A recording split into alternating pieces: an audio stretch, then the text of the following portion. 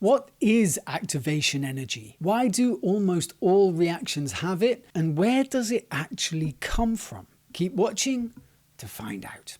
First up, to keep things simple, I'm mostly going to be talking about molecules in this video, but the same concepts apply to atoms, ions, and compounds in general. So let's start with the basics. Our first introduction to activation energy comes from the idea that reactions need some energy to get started. But in most reactions, the need for activation energy is not so obvious. And that's because most chemical reactions here on Earth get enough activation energy from the surrounding thermal energy, whether that's just room temperature thermal energy or by active heating.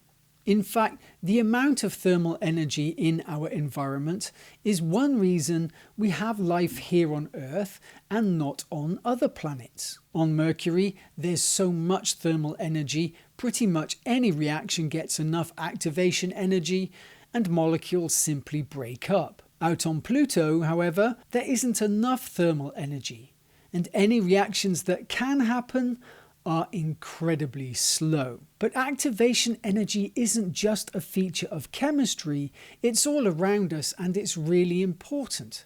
It's so important, in fact, that you already know exactly how it works. So let's start with some simple macro scale examples. Clicking a switch is an example of activation energy. If the switch is off, it stays off until you give it enough activation energy to flip it to the on state, and vice versa. This glass is quite stable on this table, but after I give it a little activation energy, it'll spontaneously fall to the ground to a lower energy state and break. And you already know how this works. The amount of activation energy required to drop the glass, in this case, is directly proportional to the distance from the edge of the table. And that's exactly why we don't leave glasses right on the edge of a table. From there, it only takes a small amount of activation energy to get the glass to a state where it can fall. Oh, and hang around for the bonus extras if you want to know why this kind of activation energy really does come from chemical potential energy. And we also know that if the glass starts in midair, it will fall straight down immediately. So we know that if there is no activation energy to prevent a change, that change is going to happen very soon, if not immediately. In other words, activation energy is one of the three primary sources of stability, and that's why we often call it an activation barrier, because it's a barrier to change. If changing our system has a high activation barrier, whether that's a switch or a glass in the middle of a table or a particular chemical mixture, it'll be stable. And that means we can expect to store and handle it in that state. But if that system has a low activation barrier, like a glass on the edge of a table or reactive chemicals, these things change to a different energy state very easily. And that's why we say they're unstable, and why we would never just leave a highly reactive chemicals on a bench in glass bottles with just glass stoppers to keep everything in just a meter from a chemist wearing no gloves and no safety glasses. Make it stop! And this is why almost all chemical reactions have a significant activation energy. Because otherwise our reactants are just too unstable, meaning we can't store them, use them easily, or even just find them. Just like we can't usually find glasses hanging in midair. I mean, sure, glasses in midair do exist, and there's going to be a certain population of glasses hanging in midair around the world right now, but you can't buy a box of them in that state. But what if we need to use a reaction that has little or no activation barrier? For example, radicals or the dreaded FOOF. Well, then we've got two choices. In the case of radicals, we make them in situ. In other words, we generate them right in the middle of the reaction, maybe by using some ultraviolet light or by adding a slightly less unstable molecule like hydrogen peroxide that degrades easily into radicals. In the case of FOOF, if we were desperate enough to use it, we'd make it at a very low temperature so that only a few molecules at any one time would get enough activation energy to react. But in reality, this molecule has such a low activation barrier to pretty much any reaction, no one goes anywhere near the stuff these days.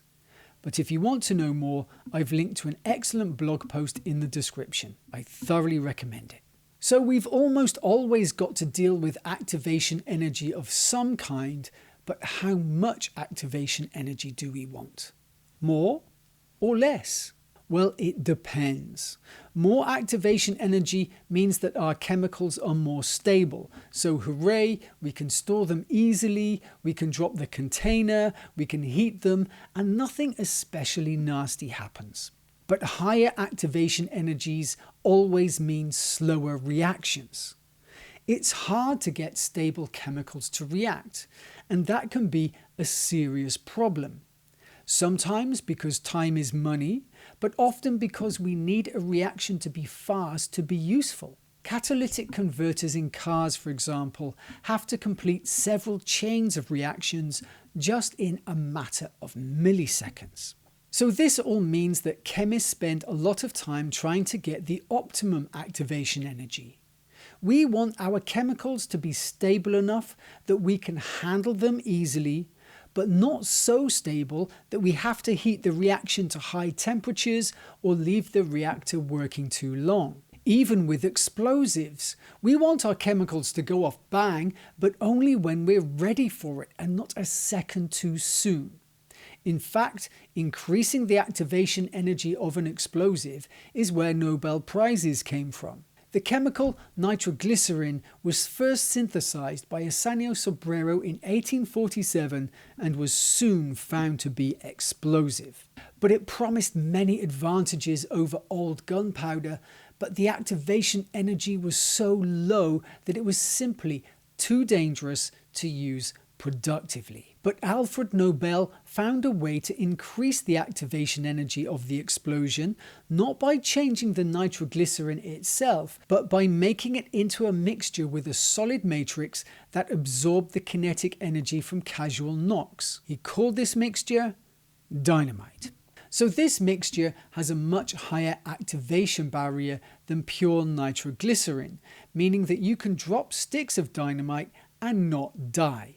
Nobel became extremely rich from this invention and others and donated his fortune to set up the Nobel Prize Foundation as a result. These days, plastic explosives are famous for being extremely easy to handle and throw around, but they work in a similar manner to dynamite by adding activation barriers from the solid matrix that waste energy and slow down the reaction. Some of these activation barriers might involve absorbing kinetic energy from external knocks, or maybe they'll absorb and disperse kinetic energy from microscopic initial explosions that happen before we want them to happen. So what we can see from these examples is that mixtures have a number of different activation energies made up from a series of processes that need to occur before we can get enough energy for our central reaction.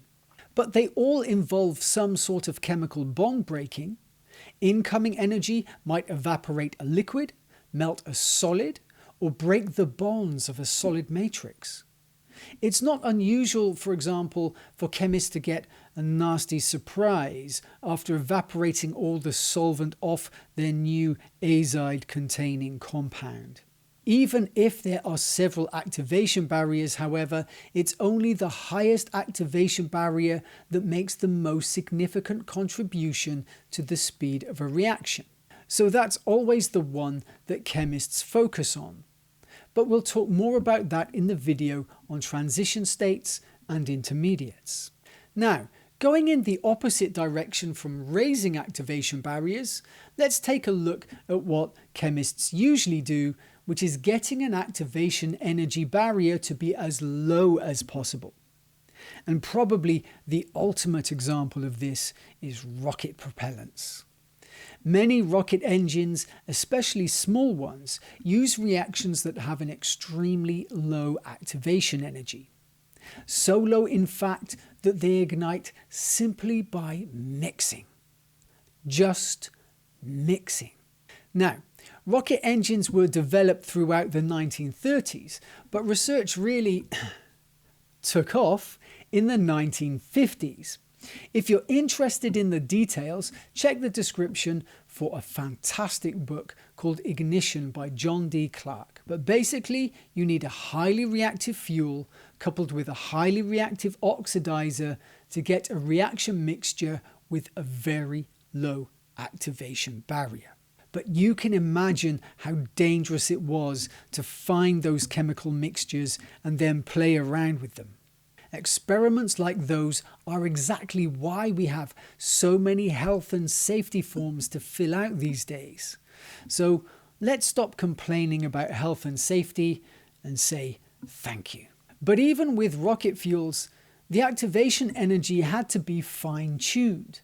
If the activation energy was too low, the ignition would be unstable and uncontrollable, either blowing itself out or even exploding and destroying the engine, and possibly the rest of the test center with it. So, to answer the question as to whether we want more or less activation energy, the answer is that we want the right amount of activation energy. And for engineering, we want that balance to be as precise as possible. So that's activation energy on the macro scale, our everyday scale of centimeters and grams. But what about at the nanoscale, the scale of molecules? Where does activation energy actually come from? Well, before we get onto that, if you could just click the like button, it'll help us make more videos.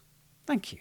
To understand where activation energy actually comes from, we first need to understand what potential energy is really all about, at least as far as chemistry is concerned. You've probably learned all kinds of ways to calculate potential energy, but what actually is it? How do you store energy?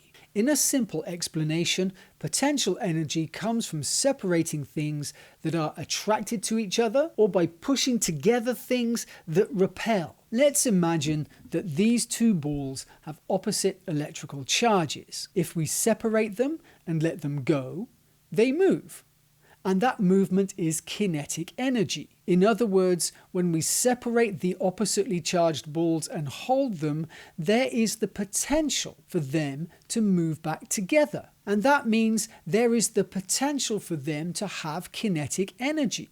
And it might sound obvious, but however much potential there is for having kinetic energy is the maximum amount of kinetic energy we can get. So, the more we separate these oppositely charged balls, the more potential for kinetic energy they have.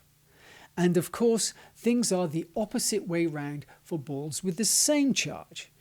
All right, so what has all this got to do with chemistry? Well, I'm going to super simplify this explanation by talking about electrons as being particles and orbitals as being volumes where we find electrons. But a more accurate description won't make any significant changes to understanding what's happening. In chemistry, the principal source of potential energy is the attraction of the negatively charged electrons for the positively charged nuclei. So just like with the ball's animation, moving the electrons further from the nucleus generates potential energy, and letting them move back closer to the nucleus reduces the potential energy. So why don't the electrons all just fall down and stick to the nucleus? Well, that's because of quantum mechanics. The electrons aren't actually free to move anywhere, but have to occupy volumes called orbitals. And only 2 electrons can occupy one orbital at one time. So if electrons are already occupying the orbital closest to the nucleus, the next two electrons have to stay in an orbital that's further out. And that means they have a higher potential energy. And if you want more details about how that works, check out my video on atomic orbitals. Now, when we make a molecule, the orbitals extend to cover the whole molecule, and some orbitals bring electrons closer to the nuclei than others. Alright, so now let's take a look at the nitrous oxide-nitric oxide reaction from our kinetics video. And if you haven't seen it yet, why not check it out after this one? To make nitrogen dioxide, we have to break the bond from the nitrous oxygen and make a new bond to the nitric oxygen. To make nitrogen dioxide, we have to break the bond holding on the nitrous oxygen and then make a new bond between that oxygen and the nitric nitrogen. In this reaction, these two processes will happen simultaneously as the molecules collide. Now let's look at how that potential energy changes as we break one NO bond and simultaneously make the other ON bond. We're going to use this kind of diagram called an energy profile, which has the potential energy for this arrangement of atoms on the y-axis and the geometry of the atoms along the x-axis, which we call the reaction coordinate. As we stretch that NO bond, we stretch the associated molecular orbitals, which forces the electrons to spend more time away from the nuclei. Now the electrons can get closer to the nitric nitrogen and oxygen nuclei, and the energy comes back down again. In other words, this line represents the minimum energy those atoms must get to change from being the reactants to becoming the products. They can have more energy than this though, and that comes from the kinetic energy that they get from the temperature of their environment. So as we increase the temperature of the environment, more molecules get enough kinetic energy to cross the activation barrier. In other words, the higher the temperature, the faster the reaction. And that's why reactions always go faster at higher temperatures, and why we often have to add extra energy to make a reaction go at a more useful rate. Now, as a quick aside, you'll notice that if the difference in potential energy of the products and reactants is not so large, and if the temperature is high enough, atoms can get enough energy to go backwards along the reaction coordinate. That's the origin of reversible reactions. And let me know in the comments if you want a dedicated video on them. Now this exact point here, where the electron density is suspended as far as possible from all of the nuclei, is known as the transition state. We'll talk about the details of transition states and intermediates in another video, but for now we'll just say that the transition state is where the atoms have their highest potential energy on their way from being the reactants to becoming the products. And this is what makes activation energy. At some point, we have to pass over the transition state arrangement, and that takes kinetic energy to separate the electrons from the nuclei as we break a bond. And how much energy it takes depends on the nature of the atoms involved and how they bond to each other. Now, as soon as we get past the transition state, the atoms will snap together into the product configuration, and the valence electrons will fall into the new molecular orbitals. As this happens, the potential energy from the transition state will be lost to the surroundings as kinetic energy. And that happens because the new oxygen atom will slam into the other two atoms, making the whole molecule vibrate and rotate and generally fly about. We've spent all this time talking about reactions with activation energy, but why would some reactions not have it? Or at least not have a significant activation energy? Well, based on our explanation so far, you can probably guess the answer. Anytime we have a reaction that doesn't involve breaking a bond, or that only breaks a really unstable bond, we're going to have a reaction with little to no activation energy. In the case of FOOF, we have 4 atoms from the 2 most electronegative elements in the periodic table. Put simply, those atoms are all fighting and squabbling over their electrons, so that molecule is primed to break up. Reactions involving radicals typically have no significant activation energy too, because they start off being incredibly unstable. But my favourite example is hydrohelic acid. This is a molecule involving helium,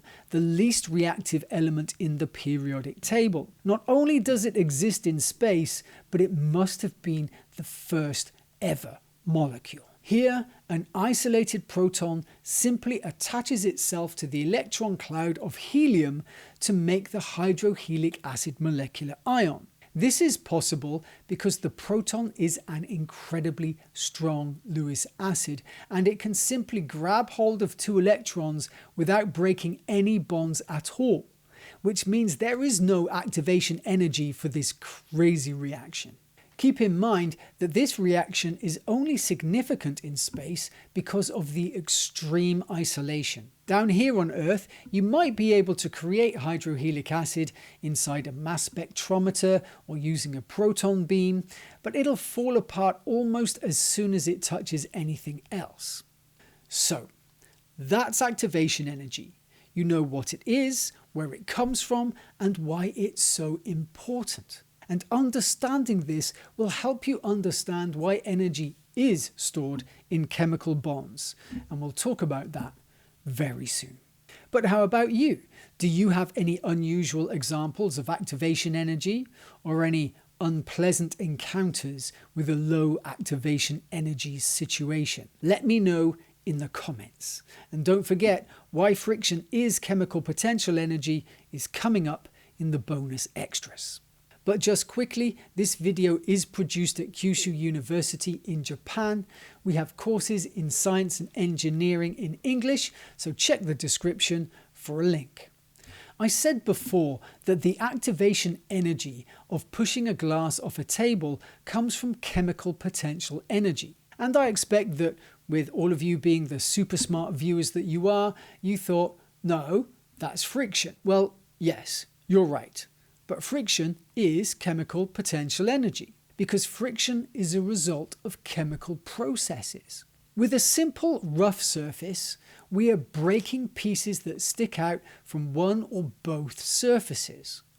Breaking those pieces means breaking chemical bonds, and that requires chemical potential energy.